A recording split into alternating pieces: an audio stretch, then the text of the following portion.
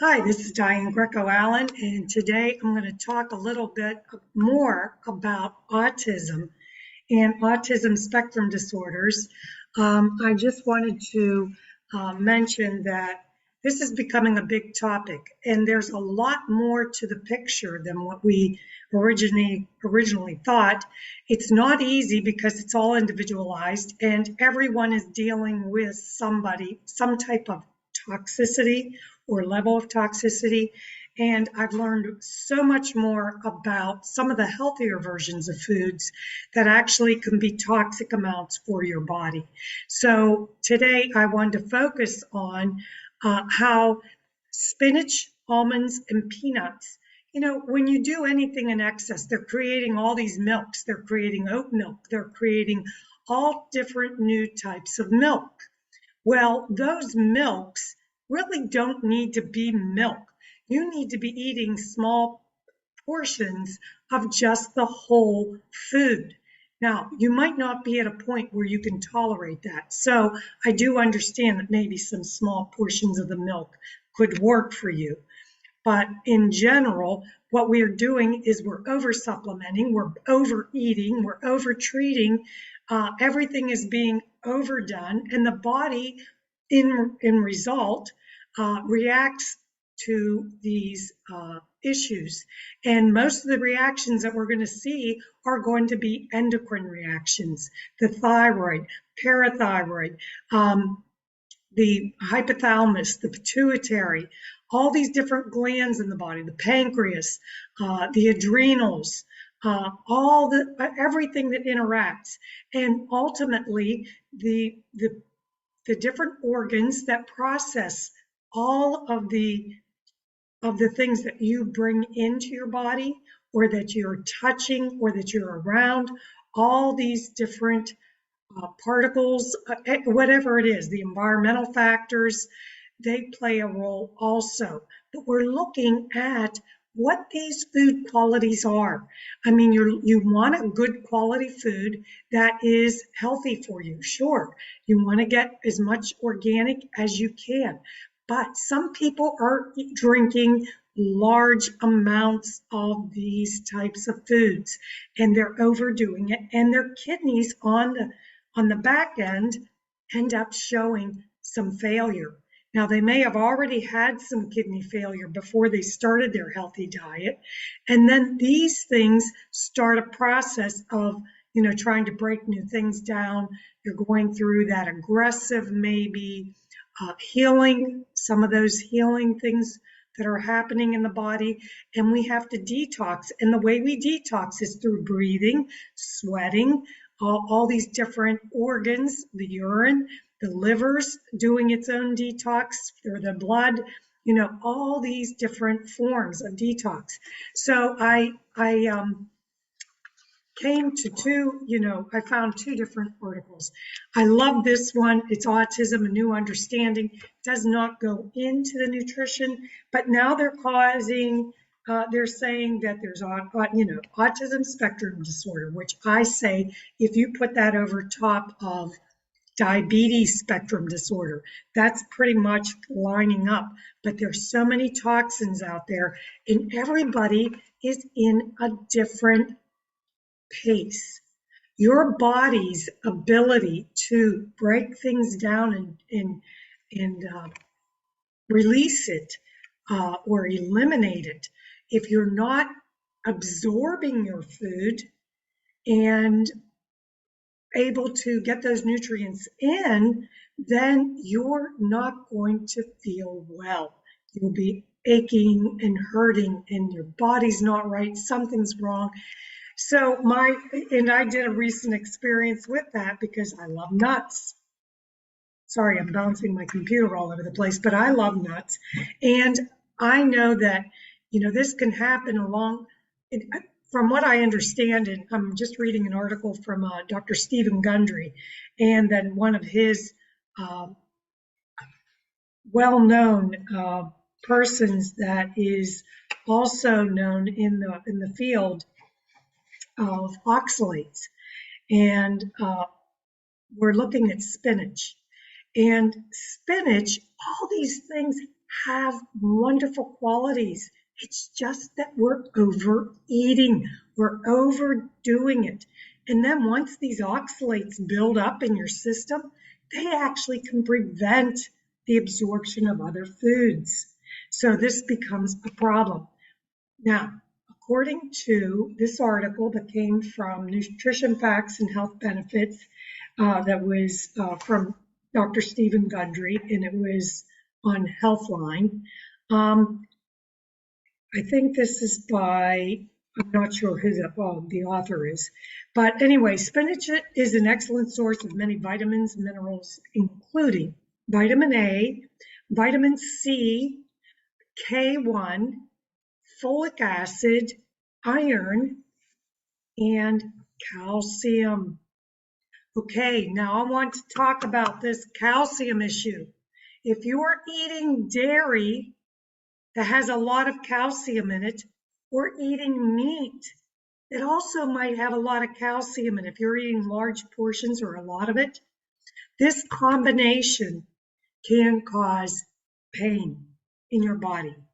Now, it hasn't been to this degree that I know of, but in my book, I propose that calcium in these deposits that you find throughout your body are an immune response. And that if you get these different deposits of calcium all through your body, could be an immune response. That's my personal opinion. That is a philosophy that I have learned from surgeries showing underlying issues with all these deposits through my pelvis. Okay, so, and then because I had 4 C-sections, and then I had a total abdominal hysterectomy.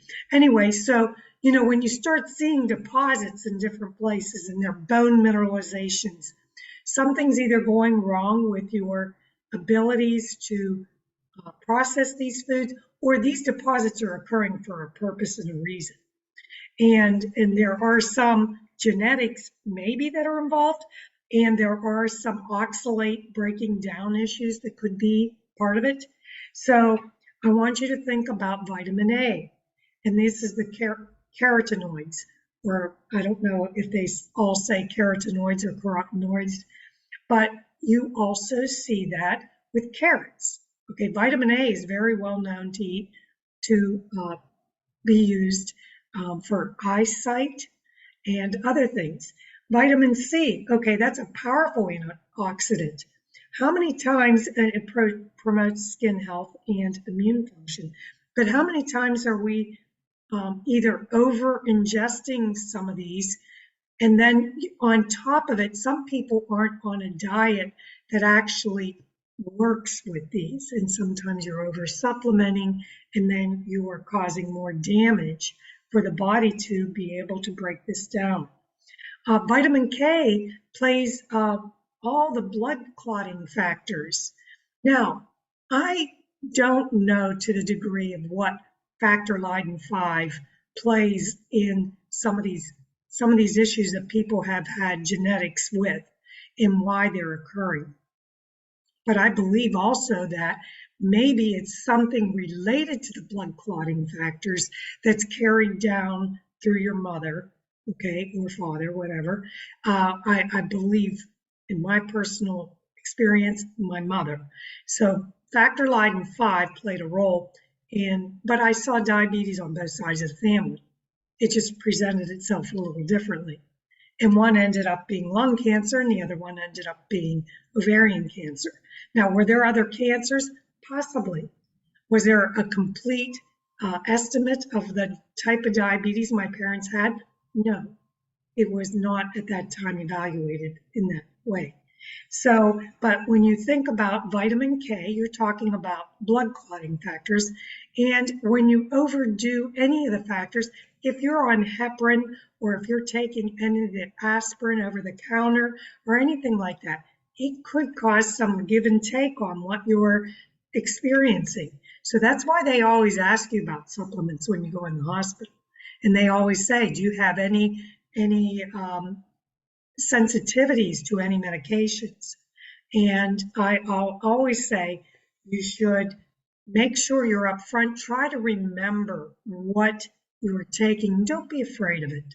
Don't be afraid to offer this information. It can only be helpful for them to understand what your body might be experiencing if you're going through a procedure or you're going through surgery. If you decide not to have your surgery or procedure, then what the length of time maybe that things are going to heal, because healing takes time, and it takes a matter of understanding how many. They don't like to talk about calories to some degree, but your body needs to have some fuel to go through the healing process. If you break a bone, or if you do an injury where you get shot, or or you're an auto accident, or some other injury, traumatic brain injury, whatever, there's going to be some response. Now, iron, we're going to talk about that.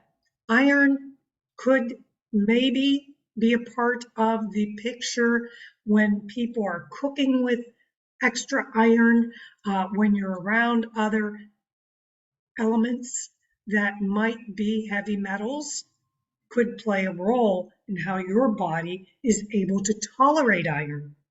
So if you are eating off of aluminum plates and tin foil and all kinds of aluminum, it may have thrown everything out of balance. And then with the iron, you're talking about there's breakdown, because this is involving the liver and also the spleen and your bone marrow, because there's red blood cell population and depletion. Those break down. There's a cycle for your cells. Every cell has a cycle in your body. So you're experiencing these cycles, and depending on how you handle your body and your digestion, doing that mindful eating, that might be helpful. But people that are drinking large amounts of too much of the different types of the healthier foods might have already been having some issues with your kidneys, and then you might be throwing them into an aggressive mode of detoxification. Okay, so I always suggest be very wise. When I start doing the healthy, I want to do all those fruits and I want to do all those nuts. And then I started with those different, you have to break things up. Make sure that you rotate all those different vegetation. You don't want to just harbor. Then the hardest part is, I understand that it's hard because sometimes it comes packaged as a large package. So it's better to get a smaller package, or one that has multiple types of green leafy vegetables, not just one, right? So we're going back to the calcium. Calcium and magnesium have this balance. They're just like playing with each other all the time. And if you got too much calcium and there's not enough magnesium, it just goes back and forth and back and forth. And then you're low in your magnesium when you get too much calcium. So we want to know how to balance that. And if you're still eating dairy and meat, you are going to probably have high calcium levels. Or if you're, so ice cream, if people are binging on ice cream, you are going to probably have a ton of issues, not only with diabetes, but high calcium levels. And so the parathyroids, along with your thyroid, the parathyroids, they sit right behind your thyroid. So they can detect when that calcium's coming in. They can detect when magnesium's coming in. They can probably do a lot of detecting. And then they send off these signals and says, okay, we got to do this, we got to do that, we got to send this signal over here to the kidneys and also the liver and then the bones. So as soon as that all happens, your body is going through multiple tasks to figure out, how do I accommodate all this calcium and sugar? So it's hard to figure out, what the right size is for you, but I say small dosages are the beginning. And so backing down off of the sugars into a safer place is the first step. We're going to back off of the wheat. All that wheat bread breaks down into sugar. All those white products, white rice, and all those things are breaking down very quickly into your bloodstream. Now that starts a whole hormone cascade in the body. So you have to know exactly, where these things are. And if you eat a lot of food out of aluminum cans, you're probably going to have some aluminum toxicity. There are some other issues, traumatic brain and things like that, that we really need to investigate with young kids, because sometimes they go to school and they have headaches and they're dealing with multiple issues. First, that maybe they didn't eat, or they felt sick to their stomach when they got up. Maybe they were watching too much TV or playing games last night. A lot of kids were on games. A lot of kids were on their different devices. It's hard to get off of here when you're a little addicted and you got to set schedules, because autism is it's just like diabetes. It's almost like a crisis. And we really have to be aware. They're giving this, Asperger's syndrome. It's a type of autism, but they're calling these neurodivergence. And I just actually realized that neurodivergent was a part of this process of what they were talking about with autism. And really what you want to look at is, where you are with your toxins.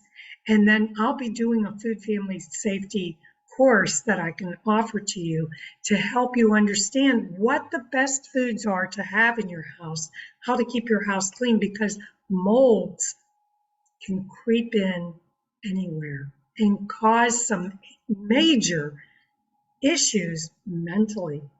You might be feeling all kinds of things going on, sensations in your body.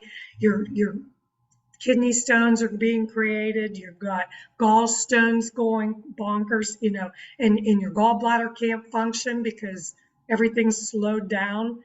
So we'd like to talk about, come all the way back, pull yourself back into, how am I going to address being more mindful with what I'm putting in my mouth?